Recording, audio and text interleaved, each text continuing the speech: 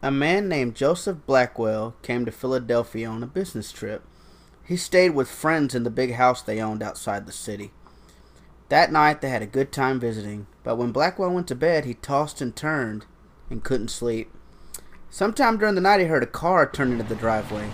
He went to the window to see who was arriving at such a late hour. In the moonlight he saw a long, black hearse filled with people. The driver of the hearse looked up at him.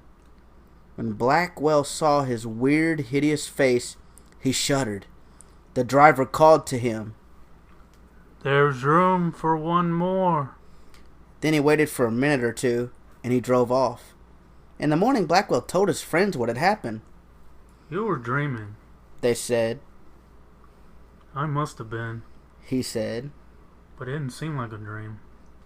After breakfast, he went into Philadelphia. He spent the day high above the city in one of the new office buildings there. Late in the afternoon, he was waiting for an elevator to take him back down to the street. But when it arrived, it was very crowded. One of the passengers looked out and called to him. "There's room for one more." He said. It was the driver of the hearse.